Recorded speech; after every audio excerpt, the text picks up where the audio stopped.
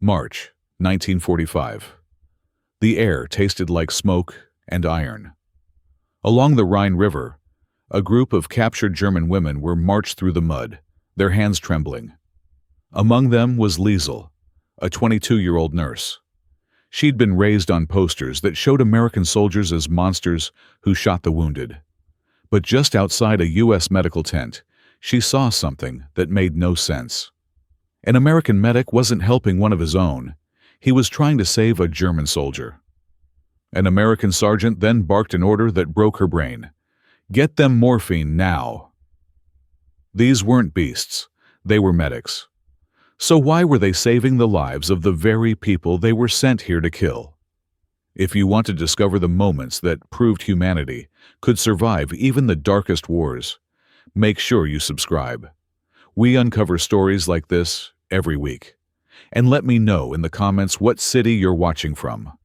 It's fascinating to see how far these stories travel. The camp was a world of mud and canvas, a place of unnerving order. Liesel and the other German women had steeled themselves for cruelty, for the humiliation they'd been promised awaited them at the hands of the Americans. Instead, they were met with something far more disorienting: routine. Sergeant Harold Bennett, a man whose face seemed carved from tired wood, assigned their duties with a blunt fairness that allowed no room for either pity or spite. They were to wash laundry, peel potatoes, and organize medical supplies. They were prisoners, but they were also cogs in a machine that ran on efficiency, not hatred. The work was hard, but it was honest. It scrubbed their hands raw but kept their minds from spiraling into the dark. Greta Hoffman, the sharp-tongued clerk who had lost her fiancé on the Eastern Front, muttered that it was a trick, a way to soften them before the real punishment began. But Liesel saw something else. She saw a strange, almost reluctant dignity in the structure. They were not being made to suffer. They were being made useful. In the medical ward, a different kind of order reigned. It was the controlled chaos of Private Tony Russo. He moved with a speed that bordered on frantic, his dark hair plastered to his forehead with sweat, his hands never still. Liesel watched him from her corner, where she was tasked with sterilizing instruments. She saw the flash of anger in his eyes whenever he glanced at the German wounded, a bitterness that felt personal and deep. She had heard the whispers among the GIs that his brother had been killed in Italy, a loss that had left a permanent shard of ice in his heart. He called them Krauts under his breath, a word that was like a stone thrown at their faces. Yet, those same hands that were clenched in resentment were impossibly gentle when they touched a wound. He worked to save a German boy with a collapsed lung, with the same fierce focus he gave to the American corporal with a leg full of shrapnel. He fought death, no matter what uniform it wore. Liesel realized he wasn't a monster or a savior. He was just a medic, a man trapped between his oath and his grief. One afternoon, the ward was overrun. A jeep had hit a mine and the tent filled with the groans of mangled men. Tony was everywhere at once, barking orders, his face a mask of strain. A young German soldier lay on a cot, bleeding through a field dressing, forgotten in the triage.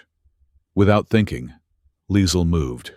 She picked up a clean cloth and a basin of water, knelt by the boy's side, and began to clean the wound. Her hands were steady, her motions precise and practiced, just as she had been taught. Tony saw her out of the corner of his eye. He stopped, his mouth open to shout at her, to order her away. But he saw the calm efficiency, the sureness of a fellow healer. The anger in his face warred with a medic's pragmatism. He said nothing, just gave a sharp, almost imperceptible nod, and turned back to his own patient.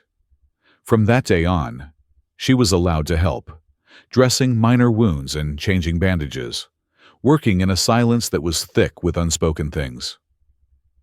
A few days later, an American soldier, barely older than the German boys Liesel was tending, walked through the women's quarters with a steaming pot of coffee. "Anyone?" he asked, a clumsy grin on his face. Most of the women recoiled as if he'd offered them poison. Greta hissed a warning.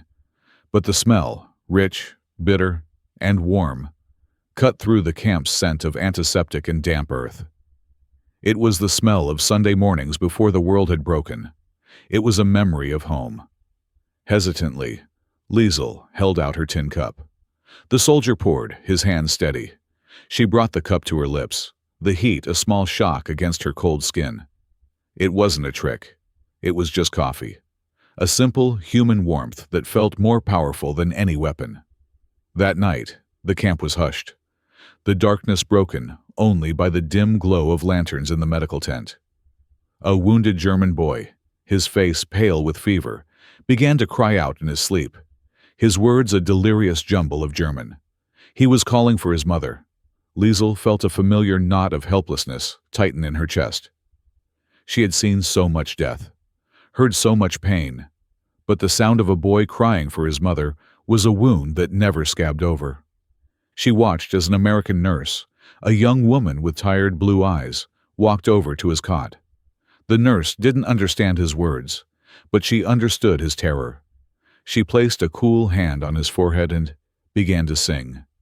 It was a simple American lullaby, and her German was broken, the words mispronounced.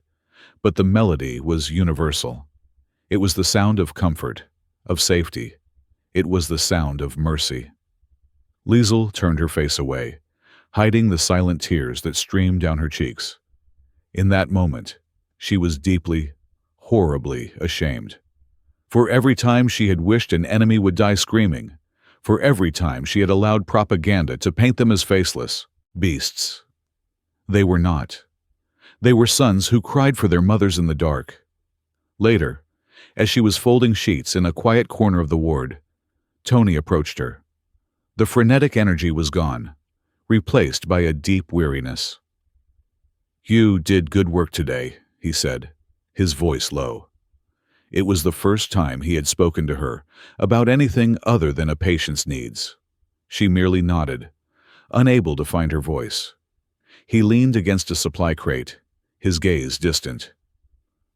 "My mother," he said, so quietly she almost missed it. "She keeps every letter my brother ever sent, puts them in a box, tied with a blue ribbon." The confession hung in the air between them, a fragile bridge built of grief. Liesel finally looked at him. "I haven't written to my mother in weeks," she admitted, her own voice a near whisper. "I don't know what to say. The letters feel useless when every town is rubble." He didn't reply, but he met her eyes, and for the first time, she saw not an enemy, but a man who understood the particular heartbreak of a world at war. The wall between them hadn't vanished, but a small crack had appeared, and through it shone a dim, hesitant light. The quiet trust that had begun to sprout in the camp was a fragile thing, easily trampled. It was crushed by a single word, a rumor that snaked through the women's barracks like a poison gas. East. The word was whispered from cot to cot, a death sentence passed in the dark. Orders had changed. They were being transferred, sent east into the hands of the Soviets. The women's faces, which had started to lose their hard edges, became sharp with terror again. They had all heard the stories, the endless marches, the starvation, the brutality that awaited them in the Siberian camps. Greta Hoffmann's cynicism returned with a vengeance. "I told you," she spat, her voice a low, bitter rasp. "They fattened the pig before the slaughter. This was all a lie." Hope, once a tentative warmth, turned to ice in their veins. The routine that had felt like a strange form of dignity now seemed like a cruel joke, a brief pause before the real horror began. At the same time, the fragile peace in Tony Russo's world shattered. He received a letter, a thin piece of paper delivered by a grim-faced courier. It confirmed what he had long feared, but never truly accepted. His brother's remains had been found in a shallow grave near Monte Cassino. The news didn't come like a wave of grief. It was a hot, sharp blade twisting in an old wound. The bitterness he carried, The anger he had managed to channel into the relentless work of saving lives broke free from its cage. The faces of the German soldiers in his ward were no longer just patients. They were the enemy, the faceless cause of the empty chair at his family's table.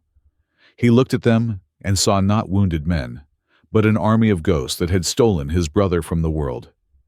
He found Liesel organizing a stack of clean bandages, her movements as calm and methodical as always. That steadiness, which he had begun to respect, now enraged him. It was the calm of the victor, the composure of those who had caused the chaos, but did not have to live with its deepest scars. He cornered her by the supply crates, his body tense, his voice a low growl. "My brother is dead," he said, the words tasting like acid. "They found him. He's gone." Liesel's hands froze. She looked up at him, her eyes wide with a sympathy that he could not bear. I'm so sorry," she whispered. Her pity was a lit match on his open wound. "Sorry," he snarled, stepping closer. "Don't you dare say you're sorry. You all did this. Your people, your war." The accusation struck her like a physical blow. He wasn't seeing her anymore. The nurse. The woman who had shared a moment of understanding over a cup of coffee. He saw a uniform, an ideology, a collective guilt that he was now laying at her feet. She shrank back, the bridge they had built between them turning to dust and smoke. That night, the war returned to their doorstep with a vengeance. The rumble of a nearby firefight brought a fresh wave of casualties, flooding the medical tent. GIs lay on every available cot, their bodies torn by bullets and shrapnel. The air was thick with the smell of blood and the sounds of men crying out in pain. Tony worked like a man possessed, his grief channeled into a furious, desperate efficiency. In the midst of the chaos, 2 medics carried in another body on a stretcher and set it in a dark corner. It was a boy, no older than 17, his face and chest a mass of severe burns. His uniform was German. He was barely breathing. In the brutal calculus of triage, he was a lost cause. The American wounded came first. It was the unspoken rule. Everyone in the tent knew it. The boy would be left aside.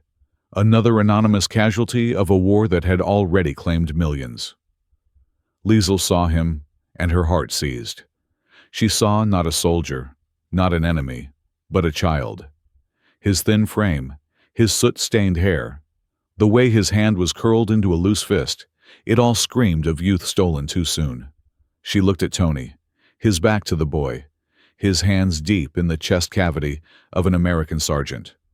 She saw the rage still simmering in his eyes, the grief that had hardened his heart. She knew what she was about to do was impossible, insane, but she could not let that boy die in a corner, alone. She ran to Tony, grabbing his arm. His head whipped around, his eyes blazing. "What?" he barked. "I don't have time!" Tears streamed down Liesel's face, mixing with the sweat and grime. "Please," she begged, her voice cracking. "That boy, the one they just brought in." He glanced over his shoulder, his expression dismissive. "He can wait." "He can't," she cried, her grip tightening on his arm. "He's dying. He's just a child, Tony. A child, like your brother once was." The name hung in the air between them, a sacred, forbidden word. The fury in Tony's face faltered.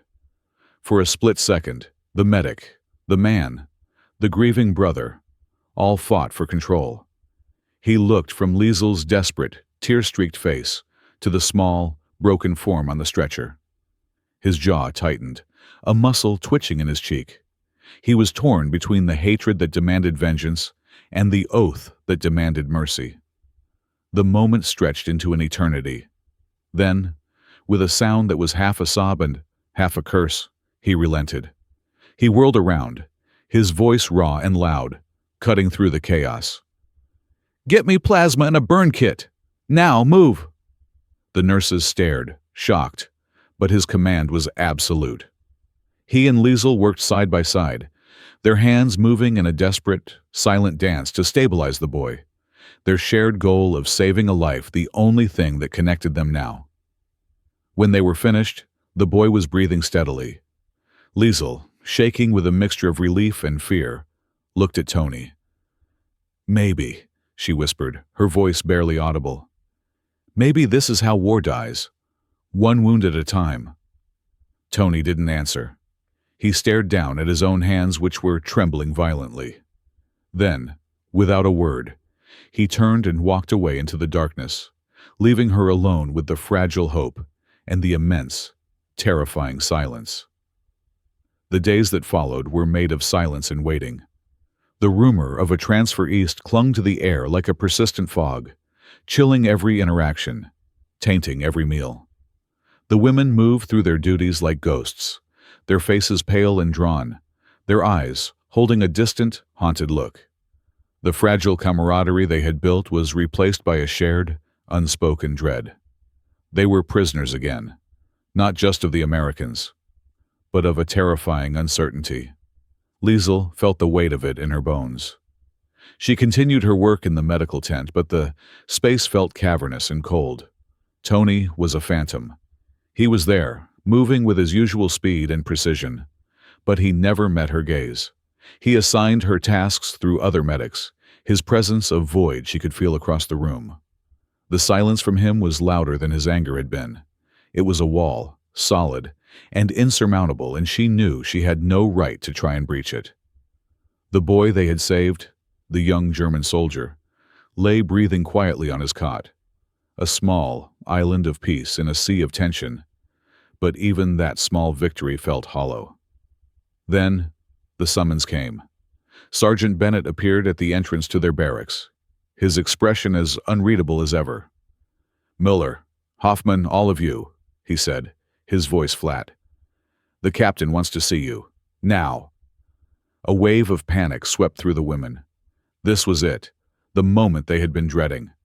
They huddled together, clutching each other's arms as they were marched across the muddy camp toward the command tent. Liesel whispered a silent prayer, not for her own life, but for the strength to face what was coming with some measure of grace. They stood before a senior American officer, a captain with silvering hair and eyes that had seen too much war. He held a sheaf of papers in his hand. The women braced themselves. The captain cleared his throat. "Your status has been reevaluated," he began, his tone formal. "You will not be transferred to a holding facility in the East." A collective, sharp intake of breath was the only sound. "Instead," he continued, looking over them, "you will be assigned to a civil affairs unit. You will assist in rebuilding the villages on the west bank of the river. You'll be under U.S. oversight, but you'll be working to restore your own country." Relief washed over them so powerfully, it felt like a physical force, buckling their knees. Greta let out a choked sob. Women who had not shed a tear in weeks now wept openly, their bodies shaking with the release of a terror they had carried for so long. It was a mercy so profound, so unexpected, it seemed impossible. They were not being sent away to die. They were being given a chance to live, to rebuild. As they were being dismissed, a medic came running from the ward, a wide grin on his face. He found Liesel in the crowd. "It's the boy," he said, breathless. "The one with the burns. He's awake and he's asking for someone." Liesel followed him back to the tent. The young soldier, Friedrich Weber, was sitting up, propped against a stack of pillows. His face was still covered in dressings, but his eyes were clear. He looked around the tent, his gaze finally settling on a group of American medics, Tony among them. Tony stood apart, his arms crossed, his face a mask of weary detachment. The boy cleared his throat, his voice a rough, fragile whisper. He spoke in broken, school-taught English. "Danke," he said, his voice cracking with effort. Then, looking directly at the Americans who had saved him, he repeated the words, stronger this time. "Thank you." The simple phrase, offered across the chasm of language and enmity, landed in the silent tent with the weight of a sacrament. It was a recognition of shared humanity that no propaganda could erase. Tony flinched as if the words had physically struck him. He looked at the boy, and for the first time since the news of his brother's death, the hard shell of his anger seemed to crack. He gave a single, curt nod, then turned and walked away, before anyone could see the emotion welling in his eyes. Their departure was scheduled for the next morning. Liesl knew she could not leave without speaking to him. She found him late that night, standing alone outside the medical tent, staring up at the starless sky. She approached him quietly, her heart pounding. In her hands, she clutched a folded, worn piece of paper. He turned as she drew near, his expression guarded. She held it out to him. "I wanted you to have this," she said. It was the letter she had written to her mother weeks ago, the one she had never sent. "You spoke of your brother's letters. We write," she said, her voice steady, "so someone remembers us as human." He took the letter, his fingers brushing hers. He stared down at the German script, not reading the words, but understanding their meaning completely. He saw a daughter trying to connect with a mother across a world of rubble, a plea to be remembered for who she was, not what her uniform represented. He was silent for a long moment. Then, he reached into his own pocket and pulled out a simple, elegant fountain pen. "It was my brother's," he said, his voice thick with emotion. "His favorite. He used it to write all those letters." He pressed the pen into her hand. "You should have a way to write your own." It was a peace offering, an absolution, a shared acknowledgement of their grief. It was an exchange not of objects, but of dignity restored. The next morning, the women walked out of the camp gates under guard. The German countryside lay before them, a panorama of devastation, gutted buildings, skeletal trees, the deep scars of artillery fire. It was a landscape of despair. But as Liesl walked, she felt the cool, smooth weight of the pen in her pocket. She clutched it tightly. She had entered this place expecting monsters, and had instead found men. Men who grieved, men who healed, men who showed mercy when none was required. She carried with her an ember of hope, a fragile but persistent light against the encroaching darkness. What I learned was simple. The enemy is not always cruel. Sometimes they show you how to be human again. The journey west was a silent procession through a dead world. The truck rumbled over roads that were more crater than pavement, past forests of splintered trees, and the skeletal remains of towns that had been scrubbed from the earth. The women sat huddled together, the initial wave of relief having given way to a profound and sober weariness.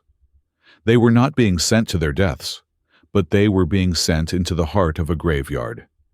The village they arrived at had no name on its signpost, only a charred black hole where the letters had been. It was a place of ghosts, where walls had collapsed into piles of brick and dust, and the only sound was the wind whistling through empty window frames. A handful of civilians emerged from the cellars and ruins to watch them, their faces hollow, their eyes filled with a deep, vacant suspicion. These were their people, their countrymen, yet they looked upon Liesl and the others with a muted hostility. To them, these women in their worn uniforms, guarded by American soldiers, were not fellow survivors. They were something else, collaborators perhaps, or a new kind of authority to be feared. Sergeant Bennett assembled them in what was once a market square, now a wasteland of debris. His voice was pragmatic, cutting through the heavy silence. Their task was simple and immense: to bring order to the chaos. They were to clear a path through the main street, establish a makeshift infirmary in the shelled-out church, and inventory the meager supplies being trucked in by the Americans. He pointed to a heap of rubble that had once been the town hall. That was their first job. For a moment, the women stood frozen, paralyzed by the scale of the destruction. It was Greta who moved first. She grabbed a fallen beam, her face set in a grim mask of determination, and heaved it aside. Her action broke the spell. One by one, the others joined in, their movements stiff at first, then more fluid as the rhythm of the work took over. They were no longer nurses or clerks or typists. They were laborers, clearing the bones of a dead town so something new might have a chance to grow. Liesel was assigned to the church. The roof was gone, open to the gray sky, and the stained glass windows were now just jagged teeth of colored glass. But one corner was still protected by a sturdy stone arch, and it was there she began to set up her clinic. An American truck had dropped off a few crates of medical supplies, bandages, antiseptic, a small supply of sulfa powder. It was not enough, not nearly enough for the needs she saw in the faces of the villagers peeking from the shadows. They suffered from malnutrition, from infected cuts, from the deep, rattling coughs that came from living in damp cellars. But they kept their distance, watching her with a mistrust that was a barrier more solid than any wall. An old woman, her back bent like a question mark, stumbled and fell, cutting her hand on a piece of shattered glass.